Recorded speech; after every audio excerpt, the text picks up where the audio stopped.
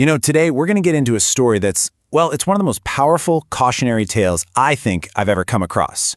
It comes from a man who spent his entire life building this huge empire, only to wake up one day and realize he was the only one living in it. So this story, it's from a guy who's 78 years old, and he's looking back on his life. And he said he just felt this incredible urgency to get his story out there, hoping that maybe, just maybe, someone else could avoid learning the same lesson the hard way, the way he did.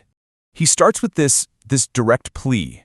His whole goal was simple, really, to stop you from waking up one day in a beautiful, giant, empty house, looking at all the symbols of success you've gathered and just wondering, where did everyone I love go?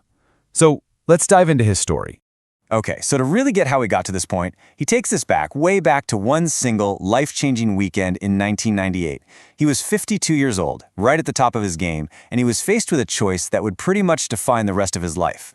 Picture this. It's the morning of his daughter Sarah's wedding.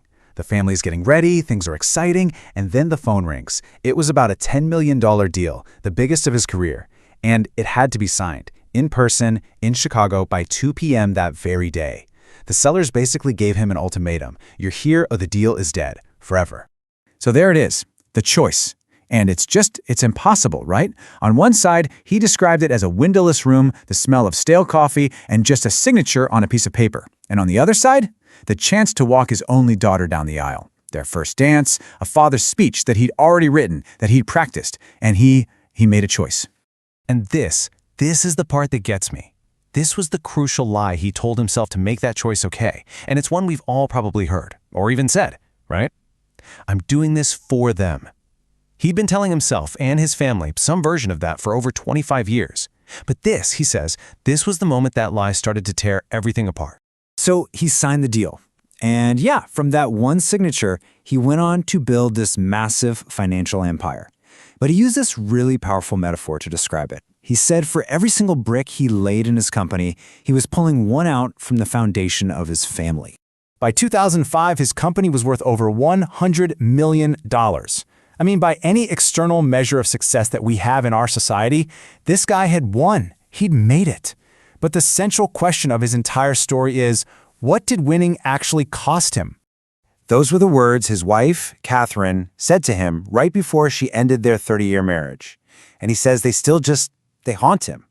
He wrote that he'd basically become a ghost in his own house, just a paycheck walking around with no person attached to it.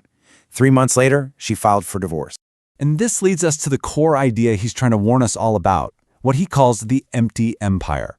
It's this kingdom of wealth and success where you are the only one living there. As he put it so perfectly, success is a terrible companion. It doesn't laugh at your jokes. It doesn't ask you how your day was.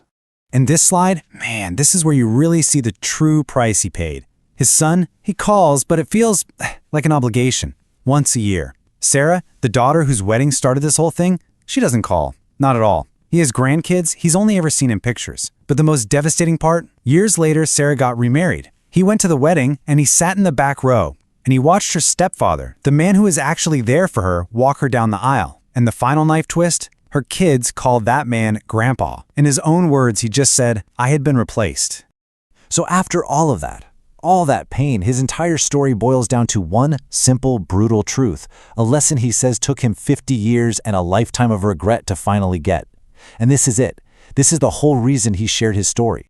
And there it is, the whole thing, right here. What our families really need isn't what our money can buy them, it's what only our presence, our time can give them. It's about actually showing up. And he makes this critical point. Every single time you choose work over them, you're teaching them that they just aren't your priority. Which leads to the question he throws right back at us, at anyone listening. A direct challenge to that voice in our heads that says, it's okay, I'll make it up to them later. He's begging people to really ask themselves if they believe that. Because as he says, he believed it with every fiber of his being, and he was just profoundly wrong. Because, let's be real, time, it just doesn't work that way, does it? The walk down the aisle, the school play, reading a bedtime story. These moments are singular. They happen one time, and then they're just memories. The question he leaves us with is, will you actually be in those memories? And so his final takeaway is really a plea. Don't build an empire that nobody else wants to live in with you. Don't trade those irreplaceable moments for milestones that, in the end, are totally replaceable. Because his warning is that one day, the deals close, the calls stop coming, and the house, it just goes quiet. And as his story so tragically shows us, success is a very, very cold thing to hold on to in that silence.